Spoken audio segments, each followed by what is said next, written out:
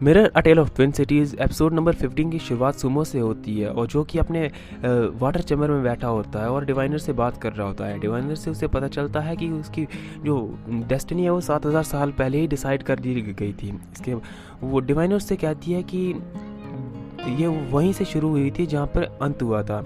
अब सुमो जैसे उसे कॉन्सी अलायंस के बारे में बताता है तो डिवाइनर बताती है कि आप बिल्कुल उसी की तरह हैं पुराने सी किंग की ओर, उन्होंने भी ऐसे ही एक्शन लिए थे। इसके बाद उसे डिवाइनर से ये बात भी पता चलती है कि कॉन्गसंग के जो प्रिंस है ज़ानलान, उसकी पावर सील को ब्रेक करने के लिए हेवन रिंग की ज़रूरत पड़ेगी जो कि घोस्ट एबिस में कैद थी। इसके बाद जो सुमो वहाँ से चला जाता है। नेक्स्ट सीन हमें 5 मास्टर का दिखाया जाता है जो कि फेलियन की क्लास ले रहे होते। शीफेंग उससे काफ़ी ज़्यादा डांट फटकार लगाते हैं क्योंकि उसने बिना मंजूरी के आर्मी को मूव करा था और इसी वजह से फेलियन को जो है एक तरह से कटघरे में खड़ा कर दिया जाता है। फेलियन के मेंटियोर उसके सिक्योर करते हुए कहते हैं कि इसने सिर्फ युहान के फैलाए हुए कचरे पर पानी डाला है और उसे साफ करने की कोशिश करी है।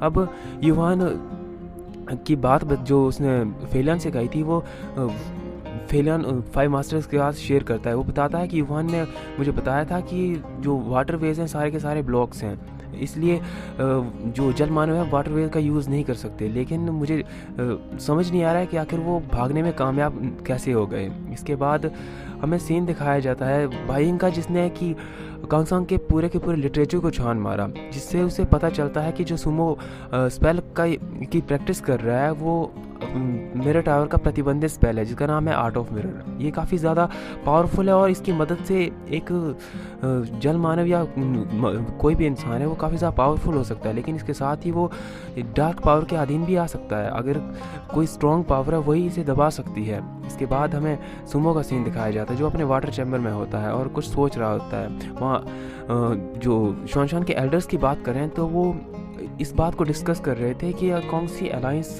क्या खतरा है या फिर उनके लिए लाभदायक है, क्योंकि 7000 साल पहले भी ऐसा हुआ था और जो सी किंग है वो खतरे में पड़े थे और शॉनशान इतने सालों तक गुलामी की जंजीरों में बंधा रहा।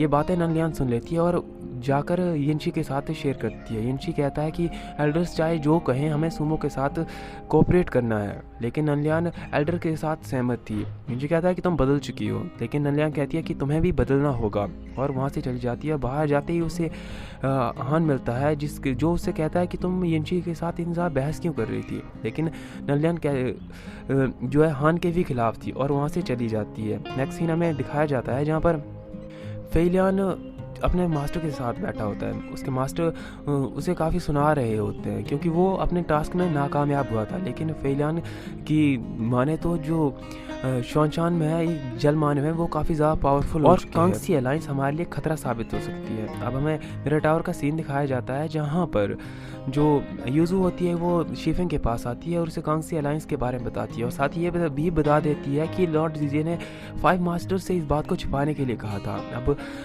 जो शीफेंग होते हैं वो उससे पूछते हैं कि क्या मेरी लॉर्ड जीजे के साथ मुलाकात हो सकती है, लेकिन यूजू कहती है कि अभी तक ऐसी कोई कंडीशन बनी नहीं है और वो शीफेंग उससे कहते हैं कि इस बात को बाकी किसी से शेयर मत करना और वहाँ से भेज देते हैं। नेक्स्ट सीन हमें दिखाया जाता है युहान का, जिसे अब रिलीज़ कर दिया गया था और वो सीधे जाता है प्रिजन में जहाँ से वो शाओ को आज़ाद करवाता है और उसे पानी पिलाते हुए इसके बाद नेक्स्ट सीन हमें शाओ का दिखाया जाता है जो कि अब अपने कमरे में होती है।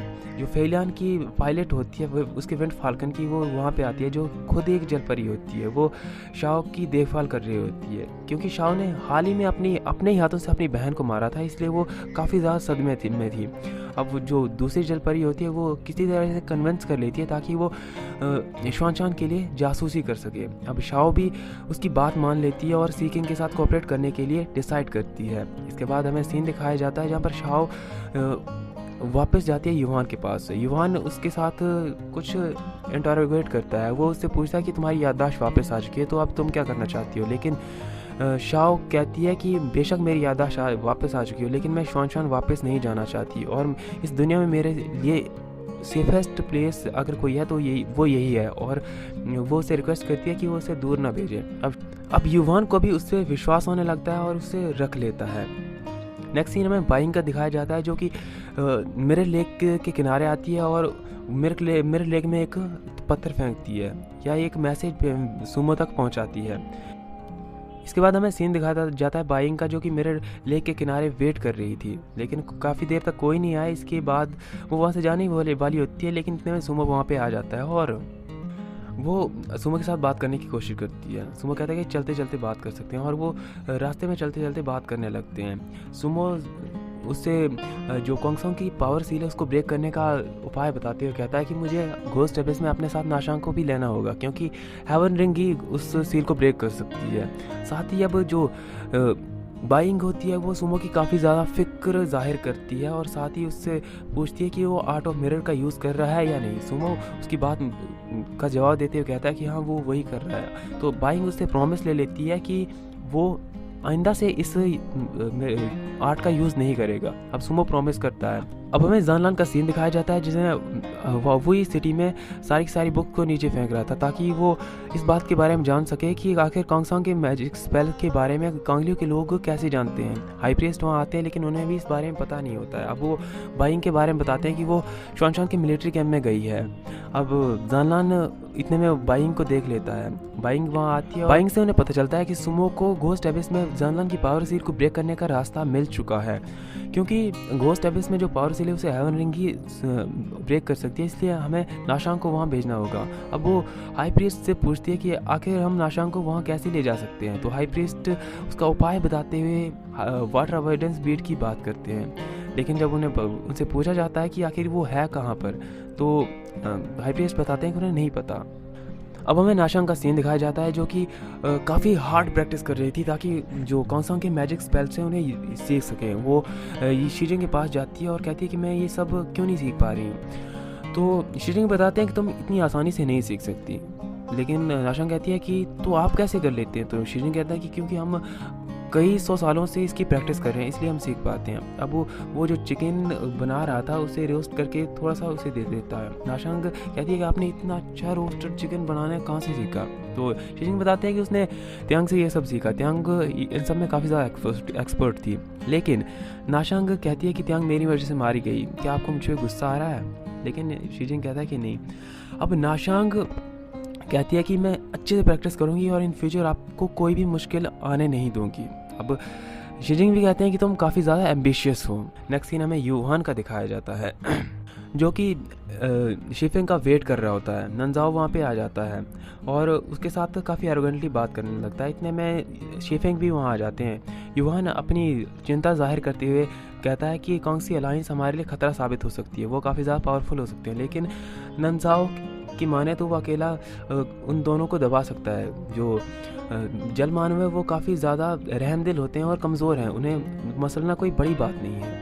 अब जो यूहान होता है शीफिंग को एक आइडिया देता है। नेक्स्ट अब हमें सुमो का सीन दिखाया जाता है जो कि अपने मिलिट्री कैंप में वापस आ चुका होता है। इतने में येंशी वहाँ आ जाता है जो साउंड पर्ल के साथ आया था। साउंड पर्ल दरअसल कांगलियो की ओर से आया था कि वो सुमो के साथ एक मुलाकात करना चाहते थे और सुमो भी इस बात को एक्सेप्ट कर लेता है क्योंकि वो चाहता था कि शांति से सब कुछ निपटाया जा सके, लेकिन सुमो जानता था कि कांगलियो शांति के साथ बात करने वालों में से नहीं है। एल्डर यू और ननलियान को इस बात में कुछ गड़बड़ लगती है, लेकिन सुमो कहता है कि वो जाएगा। अब ननलियान कहती है कि मैं अभी आपके साथ जाऊंगी, लेकिन सुमो से आने से मना कर देते हैं और यिनची को अपने साथ ले जाने का डिसाइड करते हैं। नेक्स्ट सीन हमें शाओ का दिखाया जाता है जो कि यूहान के हवाई दस्ते में पर बैठी होती है। यूहान अपने सैनिकों को इंस्ट्रक्ट कर रहा था और शाओ उनकी बातें सुन रही थी, जिसे देखकर यूहान को उस पर शक होने लगता है, इसलिए वो उसके पास आ जाता है और पूछता है कि तुम यहाँ पर क्या कर रही हो। तो शाओ कहती है कि वो जो एम्बिशन है वो लोड कर रही है। इसके बाद नंजाओ वहाँ आ जाता है और शाओ की ड्यूटी मेन हॉल में लगा देता है क्योंकि सीकिंग और शीफिंग की मुलाकात होने वाली थी, इसीलिए जो शाओ होती है उसे वहाँ जाना था। अब नंजाओ से गलत तरीके से हो रहा था, इसलिए यूहान उसे रोकता है और वहाँ से दफ़ा होने के लिए कहता है। अब हमें नेक्स्ट सीन मास्टर्स का दिखाया जाता है। जो शीफिंग होते हैं अलग मास्टर के साथ डिस्कस कर रहे थे कि आखिर कैसे यूहान कोंगसोंग के सीक्रेट स्पेल्स को जानता है। उन्हें यूहान पे शक होने लगता है। अब हमें नेक्स्ट सीन दिखाया जाता है जहाँ पर जो नाशांग होती है वो काफ़ी ज़्यादा हार्ड प्रैक्टिस कर रही थी और मैजिक स्पेल सीखने ही वाली थी। उसे शीजिंग के रोस्टेड चिकन की महक काफ़ी ज़्यादा अट्रैक्ट करती है। इतने में वहाँ पर बाइंग भी आ जाती है और बाइंग उनके साथ डिस्कस करती है कि जो नाशांग है उसे घोस्ट एबिस में जाना होगा सुमो के साथ ताकि जानलान की पावर सील को ब्रेक कर सके। लेकिन नाशांग कहती है कि मैं तो स्विमिंग जानती ही नहीं। तो जो बाइंग होती है वो बताती है कि हमारे पास एक ऐसा वाटर अवॉइडेंस वीड है जिसकी मदद से तुम पानी में भी सांस ले सकती हो। अब नाशांग काफ़ी खुश हो जाती है और कहती है कि तो मैं इसे आसानी से सॉल्व कर दूंगी। और इसी के साथ एपिसोड नंबर 15 समाप्त हो जाता है। आगे का एपिसोड देखने के लिए चैनल को सब्सक्राइब करना ना भूलें। धन्यवाद।